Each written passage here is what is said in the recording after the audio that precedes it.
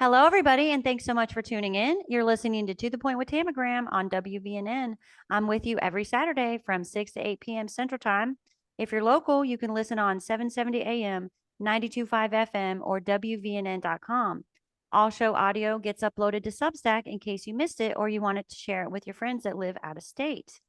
With me today, I have a very special guest. You know, I'm in Texas. I've been in Texas for the past week, and I found me a gentleman who is running for the House of Representatives. My guest is Ben Moston. Ben, welcome. Ben Moston from Austin. Ben Moston Yes, is ma'am. running for Texas House District 117, which is the far west side of San Antonio and includes some of Lackland Air Force Base. Welcome, Ben. How are you? I'm great. How are you? Thank you for having me on. It's a pleasure to be here. I am so excited to have you, Ben, and I can't wait to hear all about your campaign. I understand this is your first time running in the state of Texas, but you did run as a write-in candidate in Arizona one time. Yes, ma'am. They needed a sheriff. He was killed right before the election, and no one was stepping up at the time, and so I stepped up. But yes, this is my first time to run through and through. I started in January of 2023 to flip the district that I live in. Oh, wow. Okay. So it's Democrat right now, Yes, democratically ma'am. ran. All right, wonderful. So you're a real estate agent. What made you, what brought you to politics or made you want to dive into this? Well, a lot of it was with the red wave in 2022 that never happened. And I didn't go to, run for office. I went and spoke to the movers and shakers around the county and the surrounding county, said, I have a lot of skills. Where do you need me? Put me in, coach. They, with my background and what I have to bring to the table, they say, we need you to run for office. Whoa, wait a minute. Anyways, duty calls. I'm a soldier, and we need someone in office that gets things done. I am a problem solver. I am tired of us sending politicians to office that have nothing but excuses and drag their feet, and we're not seeing results on the ground. So I'm here to fight for Texas and fight for my district. I love that. And you're right. I'm so sick of these career politicians. So it's very refreshing to have somebody come in that doesn't that is an outsider to politics, but has some familiarity with things. So are you former military then?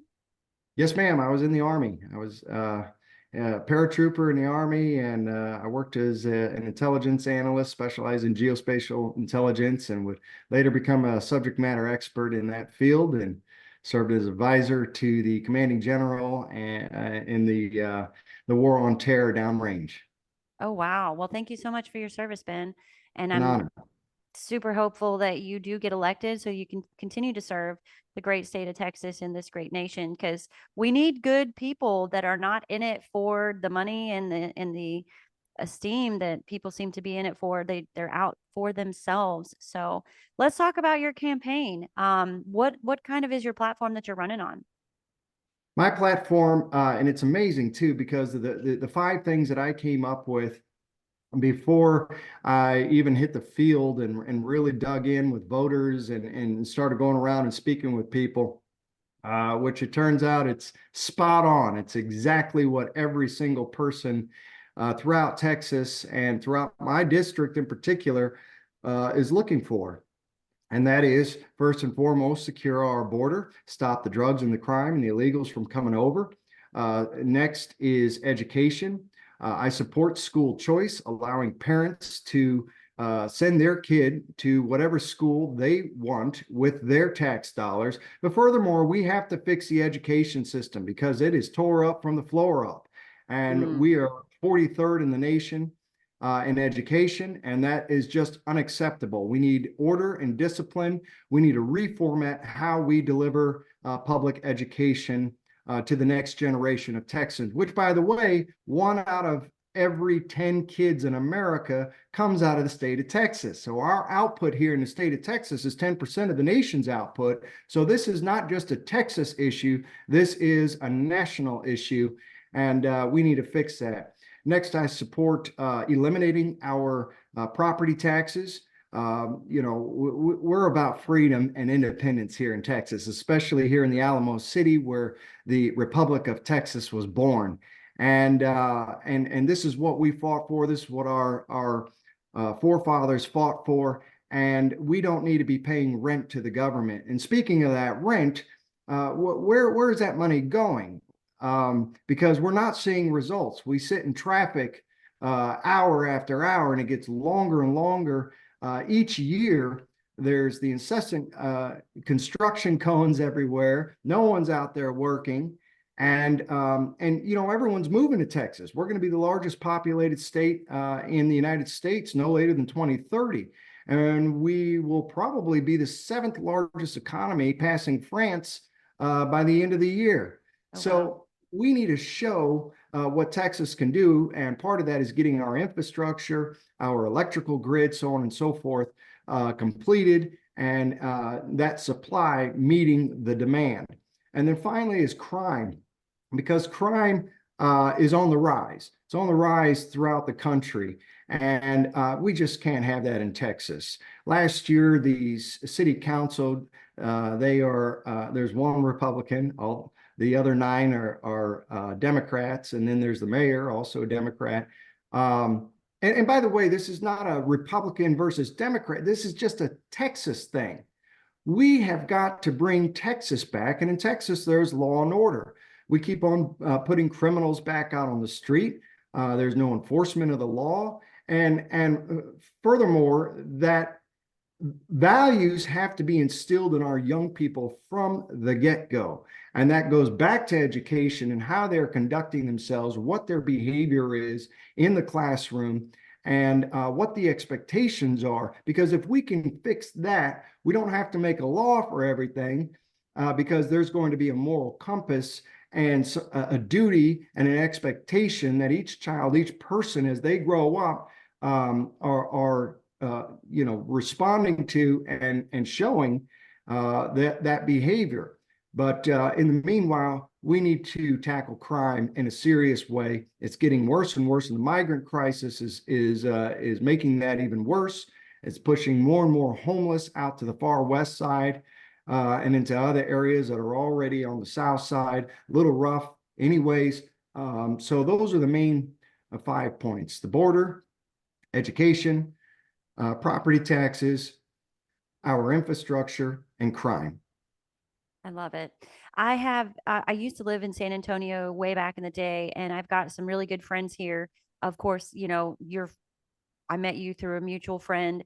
I've got a few others as well, and they tell me their property taxes have gone up so much to where their mortgage payments are getting to where they can't even afford them. They might have to sell their property and move even further out of town, or possibly even to another state, because the property taxes are so high, along with the insurance. The insurance keeps going up as well.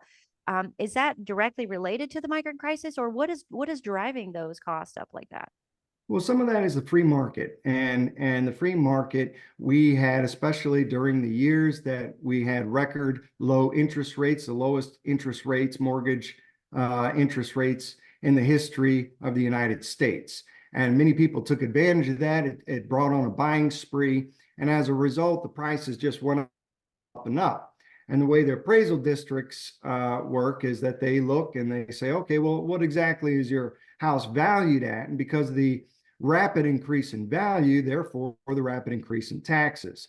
And so, yes, you're right. What that is doing is keeping people out of the market, and especially now that the interest rates have gone back up, people can't afford it. And those that are on a fixed income are getting squeezed out of their houses. And so Governor Greg Abbott has made it a priority to tackle this, and I fully support any and all measures that he is working on. And I hope that we can take it all the way across the finish line and completely eliminate the property taxes, because we make enough money in other areas of revenue. We have a $40 billion surplus this year. We expect more next year. It is in the Constitution of Texas not to have debt. So we, unlike other states, are running a surplus. We run a pretty tight ship. But down at the municipal level, where taxes are raised, where you have often a Democratic rule, and approval for this bond and that bond, that's having a negative impact. And so we want to look for those ways that we can pay off that debt as well as eliminate those taxes that people are paying. Where are the property taxes going now? Is it going into a particular type of fund, or I'm not really familiar with how that works. A lot of it goes to education, and that's the concern of many educators that school choice is they feel that that will negatively impact schools that are cash strapped in the first place because parents are pulling their kids out, sending them someplace else, and therefore they are not getting the funds that they would normally get. But that is untrue, and that will work itself out, and we have surplus to take care of the funding where needed. On the other hand, though, it is not so education, but also your roads and highways, emergency services, so on and so forth, is the other element. Now, that element will probably remain. That's just a very small part of the taxes. The biggest part of the taxes is the education. We have the same kind of issues in Alabama, and school choice is something that a lot of people have been talking about, and it's been on the ballot. And the concern is that people will pull their kids out of school. Those dollars will be pulled out of schools that are already failing. They will continue to fail even more. These often are underserved communities with minorities, as well as just poverty-stricken areas. So same kind of issue though, education, that we had a surplus in our education fund for some reason the last couple of years, and I don't know why. I don't know what we're doing with that money, but they ended up giving a refund to taxpayers, as a partial refund, not all of it. Which was nice to have an extra couple $100s, but honestly, I would rather that they put that to good use in the schools because we know they're not paying teachers enough. I'm sure it's the same thing here in Texas. Like teachers just it's something that, our education of the next generation is probably one of the most, if not the most important things for a nation. And yet the people responsible for that education are paid very little compared to a lot of other jobs. So it's not really attracting the best talent to to that field.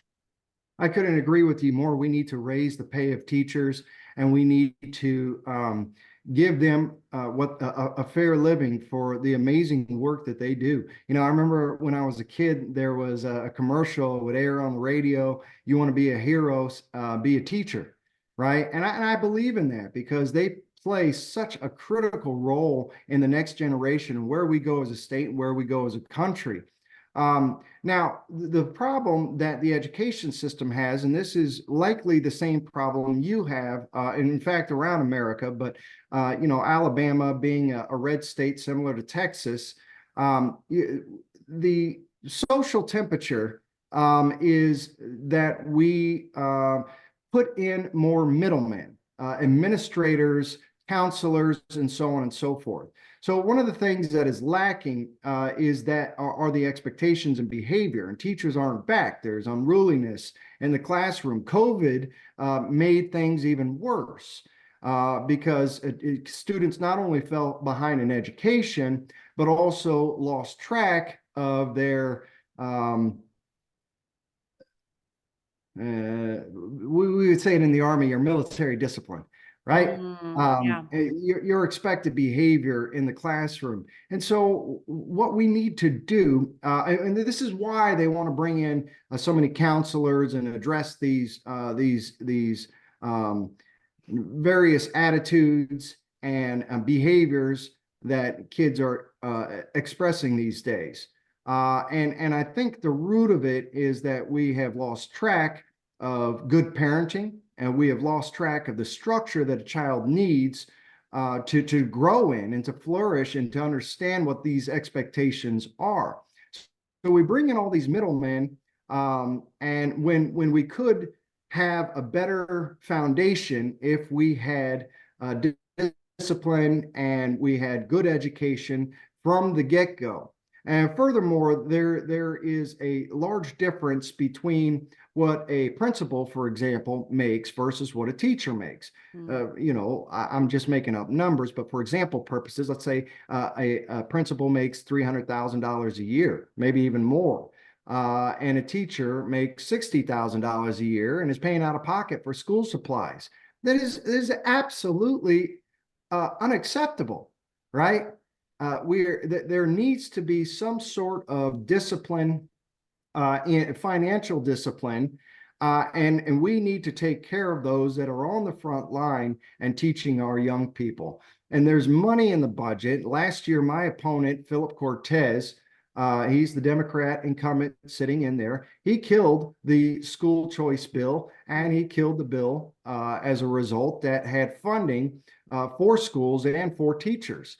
And so we need to get somebody in there that is not only ensuring that we pass school choice, pass the legislation to fund these teachers and the schools that are in need, but also to ensure that we are bringing back the fundamentals of education to our young people. Absolutely. We did pass the bill in Alabama, so that I'm not sure when it goes into effect, but I think that's a really big deal. And there are people that are they're for it and against it. I don't have any kids, so I don't really have a dog in the fight, but I see the pros and cons of it, and I can only hope that it shows some benefits in the next year or two. I'd like to see benefits quickly for things because oftentimes we pass these bills and then they don't really get evaluated for years. I mean, and we don't know, was this a good thing or a bad thing? And it might be 10, 15, 20 years before somebody actually takes a look at that data to say this was a terrible idea or this was a great idea. So I'm hoping that they built something in, and I hope Texas does as well, to be able to see was the juice worth the squeeze in passing that bill. Yes, ma'am. Absolutely. So I didn't realize that education was such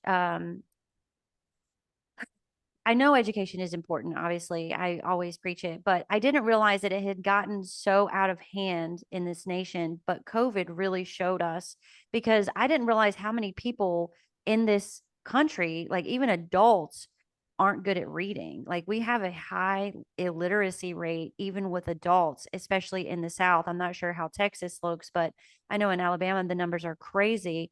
And when we have kids that are falling behind from having to be online, they're not they're not learning at the same rate when it comes to mathematics, reading, comprehension, etc. And so we're setting ourselves up for failure when these kids graduate and need to enter the workforce, because it seems unlikely to me that they're going to be able to catch up appropriately. And so we're only going to be hurting ourselves in the workforce later on. And yeah, people say, well, AI is going to take everybody's jobs anyway, so it doesn't matter. But we still want an educated society, do we not? It is imperative that we have an educated society, and Texas didn't become 43rd in the nation yesterday. This has been a decline in our education system across the nation, but also here in Texas has been diluted and degraded over the decades. And you're right. You're right. I can tell you as a leader, as an employer, and one that has been in many executive positions, the talent that comes out of even college these days is dismal. These kids are graduating college and can't even put together a comprehensive email. They have zero analytical skills. They are not a problem solver. And you can see that reflected. Even it's getting worse and worse if you go to a fast food place, where it's like, oh well, I don't know, I don't know what to do. I've literally been you know told I don't know. And I'm like, what do you mean? You don't, like, the cash register, what the receipt thing was out, and they're like, I don't know, you can't order. Like, that's your answer? What? Right, right. Because no one is taught how to solve the problem. No one is taught how to analyze and get to an answer. And so this has been because there has been a decline in the family structure. There has been a decline in the classroom and order and discipline and expectations. You are there to learn. The taxpayer and your parents are paying for you to learn, not for you to run the show or to act a fool in school. That is unacceptable. You have one job and one job only, and we are doing that. And by the way, to prepare you for the next part in life. And by the way, though, I want to see skills brought back into the classroom. Common things, right? Learn how to balance a checkbook. Imagine that, right? Because God forbid you go to Congress one day and you can't pass a budget, hint, hint, right? So we need to learn how some of the basics so that we can graduate and move on to bigger things. I like the Japanese model where there's not a janitor in sight. Why would you have a janitor? I have an entire school of children, Hmm. and you're going to need how to learn how to clean in your life. So you're welcome. And we can save that money, save that time, and maybe you won't make such of a big mess because guess who's got to clean it up? There's these simple things in life. I'm a soldier, and soldiers don't wear boots that you have to shine. You used to be able to tell a lot about a soldier or a fellow military member by looking at their shoes or their Mm-hmm. boots, right? Now they don't have to do that anymore. So it's these little things that we have taken out of life, and we've got to put that back in. If I can make a reference, I mean, perhaps you would remember this game. It's an off game. I don't know how else. It was Kerplunk. It's called Kerplunk. Did you ever see that when you were growing Mm-hmm. up? Yep. Okay, that cylinder that had all the sticks that were in it, and you put the marbles on top, and then we had to pull out the sticks without the marbles falling. Right? Mm-hmm. Society is the same way. You have to have so many little sticks in there. You have to have so many pillars and a firm foundation. Otherwise, all the marbles come crashing down. And so we need to go back to our basics, back to our roots, and fix our foundation and fix our structure. And that will bring about not only better education, but a better society in general. Yeah, I agree with that 100%. It feels like all the sticks are being removed at once and all the marbles are falling right now. And I can't help but feel like it's by design, but hey, that's just the conspiracy theorist in me. I did want to touch on something specific that I see as a growing issue, which is kids on their phones in school. As you stated, they're here to learn. And I understand the need for mom and dad to be able to get a hold of them for whatever reason. But I do not like the What idea of reason? smartphones being in the school because these kids are playing games, they're distracted, they are not learning. And I know how I am. I'm an adult. I have a lot of willpower, but if I have my phone in front of me, it's distracting all day. I have to physically put it in a drawer in order to get it out of my face. And even if I turn it upside down, it's still distracting to me because there's something in our brain that is like, ooh, check it for notifications, check it for notifications. And it's designed to be addictive. So I like the idea of getting rid of phones in schools. Maybe they put them in a locker at the beginning of the day and they can get them at lunch or something, but they should absolutely not have them at their desk because it is taking away from their learning. But that's my opinion. What do you think? I couldn't agree with you more. You remember when we had the bars and the flip phones, and then we went to the BlackBerry, aka the Mm-hmm. Crackberry, The right? first smartphone. Yeah. That's right. And so when now that we have this full screen and a miniature computer that's in our pocket and right there, and social media and all these other influences, no, that has no place in the classroom. A parent does not need to communicate with their child in the classroom, just like no one needs to communicate with the parent while they're at work. There's an emergency, you call this number and things will be handled, right? And Yeah. so, under no condition should any phone be out. And if we have to lock them away or have some sort of measure that imposes a very strict penalty for having a phone, that's what's got to happen. And by the way, what exactly are you doing on the phone? Who are you talking to? What is your Mhm. priorities? And where are you on social media? Why are you on social media? With all due respect, social media is a tool for adults. It was designed, right? Facebook, for example, right? Who was that designed for? College kids. Yep. right? They're of age, and the brilliantly learned how to move forward and mass produce or mass market the platform, and now everyone uses it. And we have many other spinoffs. And now all of our lives are just spent on Facebook, which, yes, are designed to draw you in, to get you onto the platform, keep you on the platform. Mhm. And that is not for our kids. So when you talk about, oh, the kids are suffering from depression, when you have a 6-year-old or an 8-year-old committing suicide, what more needs to be discussed, Yeah. right? So parents have got to take these out of the hands of their kids. I highly that have a flip phone or something, and let them go back to interacting with each other, because no one knows how to communicate anymore, right? Yes. And so what does that workforce look like when we have children? This is all they know. Okay, so we have to fix a few things. We have to put some of those straws back into kerplunk and keep the marbles from of our society from falling down. Absolutely. What's interesting is, social media is free, right? It's free. Well, if it's free, guess what? You're the product. And kids these days, they don't actually have any money. They don't earn anything. However, they have their parents' spending power. And so social media is largely a tool for marketing and advertising. And that's, I think, the big reason why the social media firms do not want the kids to not be a part of social media, because they have their parents' purse. They have the power of the purse. They are Congress to their parents.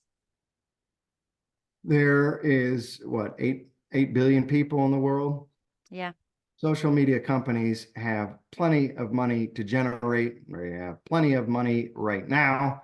And we just need to curtail that. And that starts with no phones in the classroom. Your focus is right here. And we need to go back to the basics and learn how to do properly, how to do math and science and reading and analysis and interact, have discussions. That's another thing, right? Because we're taking out the interaction, we're taking out discussions. So skip forward later in life, and you've got a one-minded individual that cannot see the field, that does not know how to communicate their position or analyze if their position is even valid. And so they're just rah, rah, rah, rah, rah about some particular subject that is absolutely asinine and off somewhere in left field.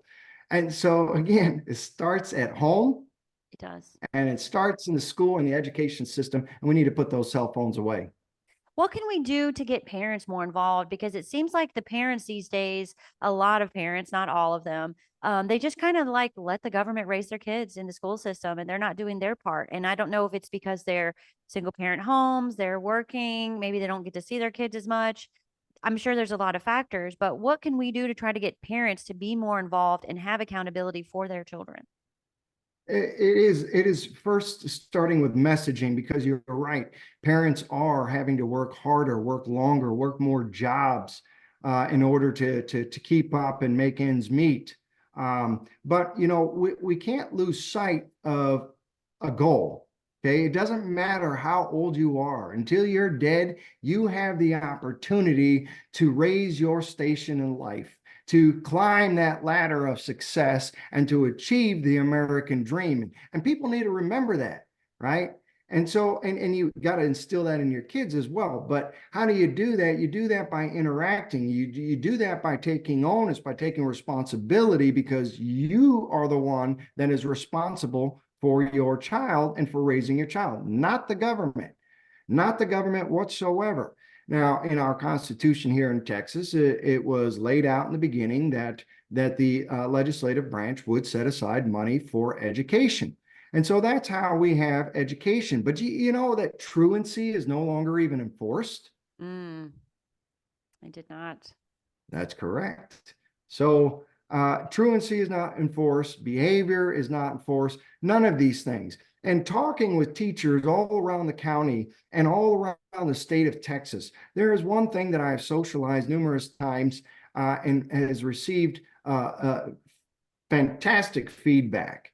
And that is we have got to put that responsibility back on the parents. If your kid is going to act a fool in school, we are going to inform you, and you need to get your household in order, your child in order.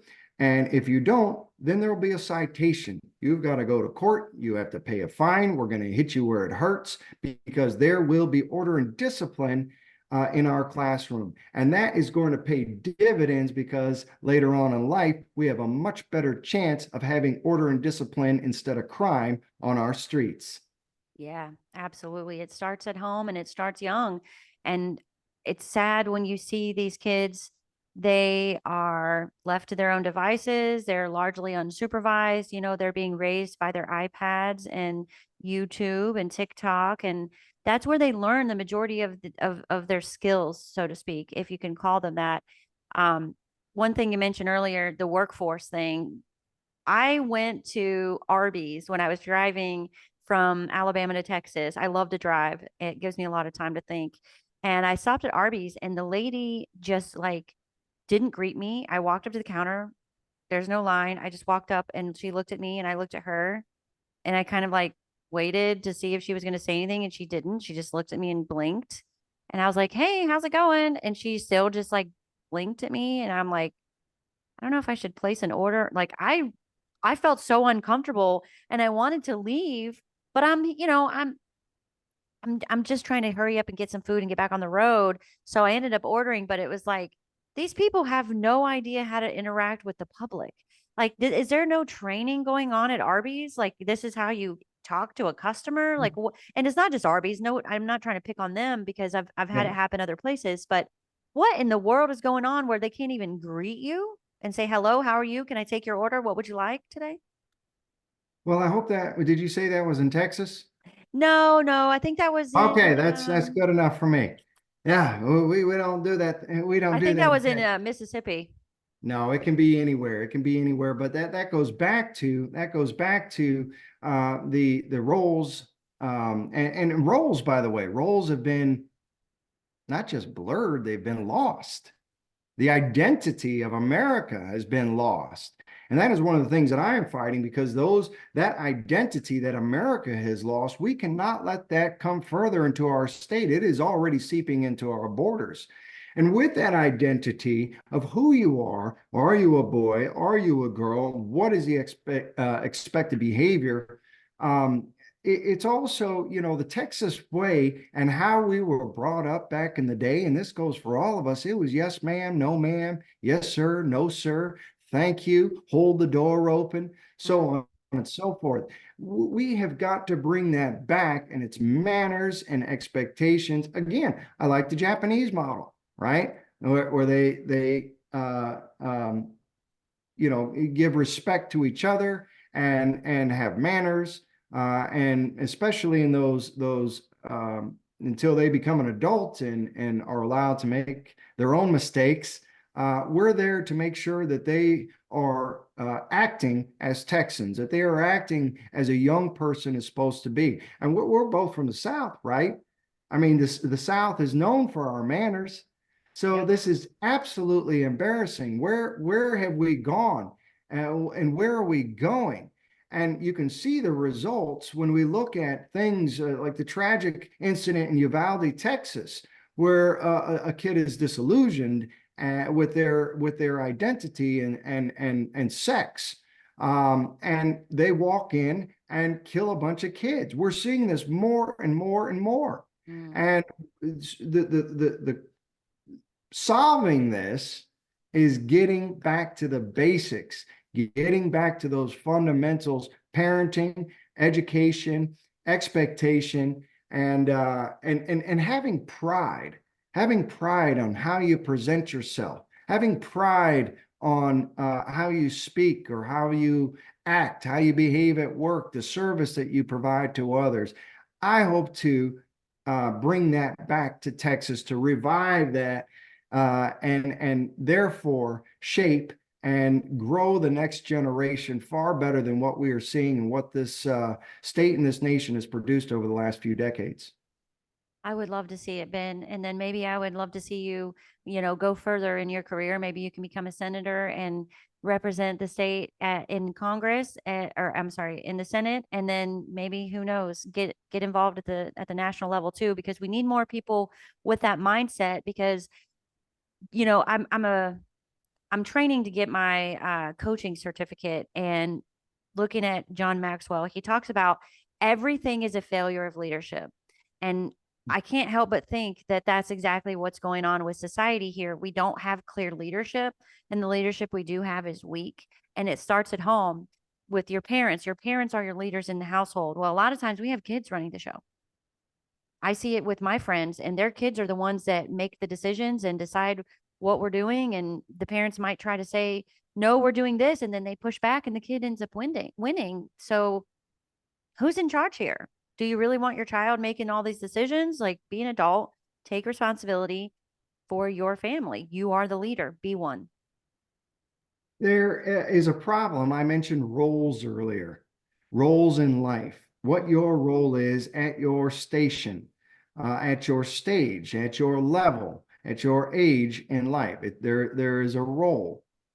And life is a stage. Find your role and play it. So, well, as you grow in age, and as you grow in education and experience, that role often gets larger and is higher in the food chain, higher on the ladder of success.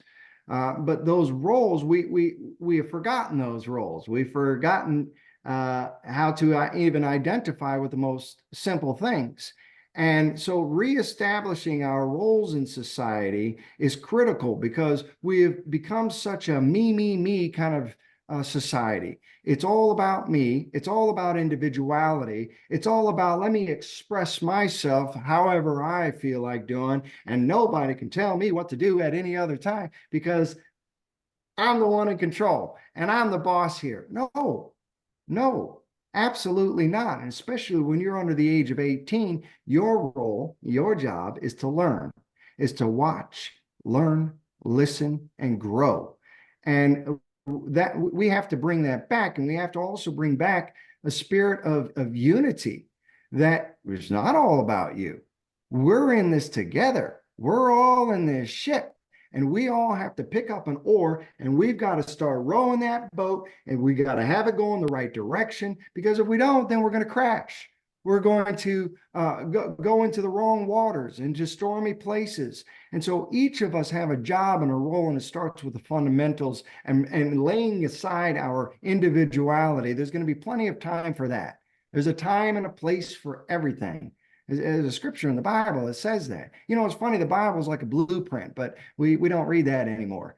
So, but it's a blueprint for life. Whether you're religious or not, pick it up and read a couple things, and you'll see that there is that blueprint, that structure laid out for us of the fundamentals of life. And by the way, that's what our laws are written. That's what they're based on. So many things in our lives are based off of these basic fundamentals of religion and philosophy that have been crafted over hundreds and hundreds of years. And getting back to that is critical to the success of our nation.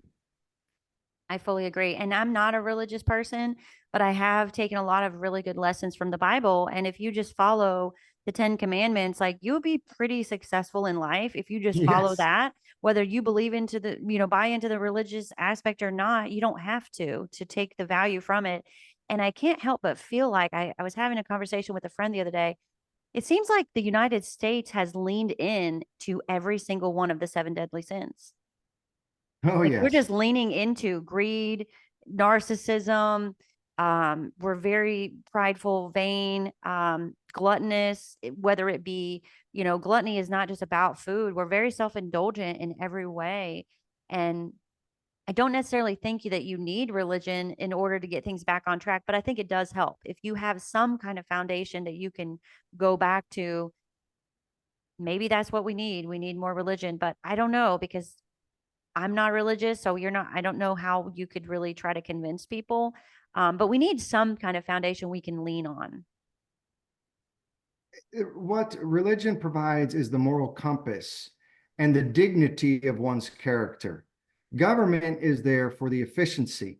Government is there to provide the space, but there has to be those two pillars in life that are standing strong and providing that guidance for us. And those pillars must be rooted in a firm foundation of a constitutional republic that lays a foundation. You know, in our liberal society, they keep on eroding the foundation of the nation. They keep on taking away the pillars and the structure that keeps our house standing. And I get it, you know, nobody's running around well, you know, not a lot of people. We don't do horse and buggies and bonnets and whatever anymore. Okay, we've advanced. There's a lot of you know, we're in modern times, right? And adjusting to those modern times. I think that's another thing too, by the way, because since World War II until now, technology and modernization has just gone up so fast, so high, and we haven't quite adjusted in time with it and have lost the foundation that we're on. And so one of the things that's critical in my campaign is restoring the foundation to the state of Texas, because this state is the foundation of the nation. And we must stand. If we do not stand, if our pillars and our foundations fall and are eroded, America will fall.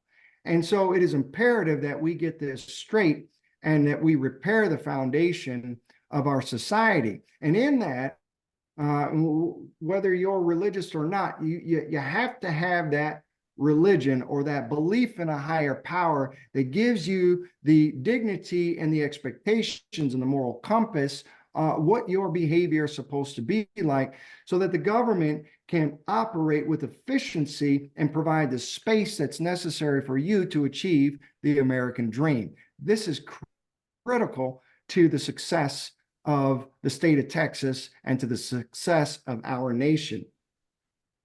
You made a very good point. I do feel in my heart that if Texas can't make a change, then this nation is screwed.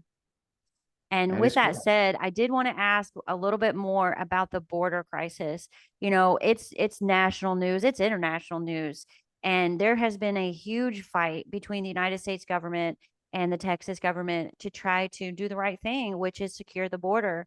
Um, Obviously, you're for securing the border, but what is actually being done? What can be done at this point? Because I know that the Supreme Court recently ruled that, and I read it, it made sense based on how the law is written, that Texas cannot supersede federal law. So what does that mean? Do we just have to open the border and let everybody in? That's not sustainable. That's insane.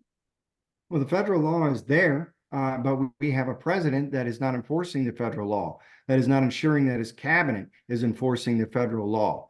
Constitution of the United States and of Texas says to repel. It doesn't say watch them come over. It doesn't say catch and release. It doesn't say ship to Martha's Vineyard. It says repel. So I'm unclear on why we are not repelling. Nonetheless, the federal government is allowing, in fact, the Biden administration is encouraging illegals to come into this country.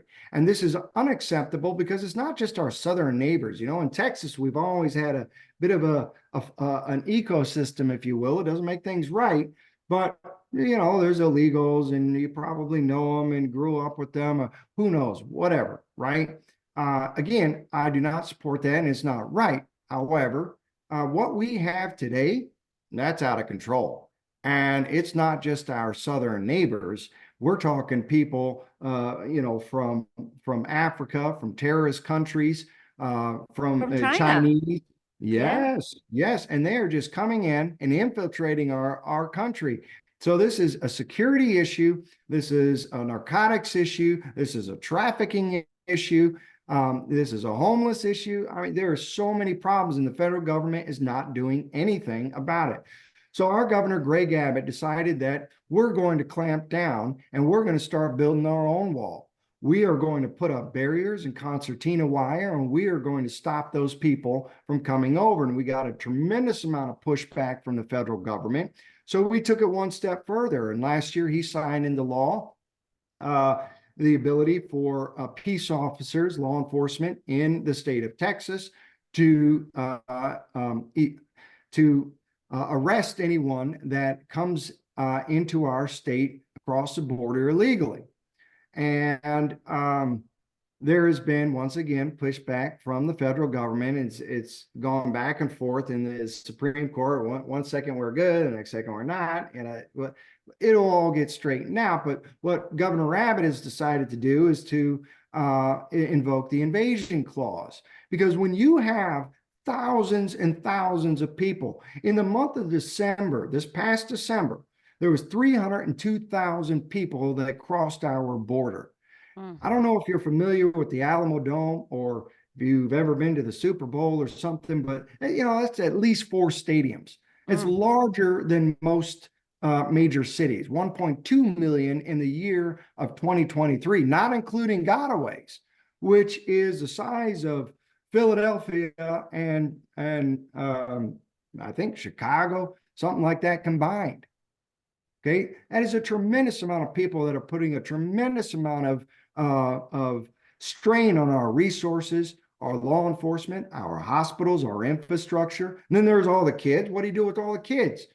Our kids are getting pushed to the side because now we're going to take in all the illegals. No, right? And so what we are doing here in the state of Texas, and we'll continue to fight the federal government, is to ensure that we are securing our border. And if you come over our border, we will arrest you. And there's an escalation. If you do it again, the penalties are higher. You do it again, penalty.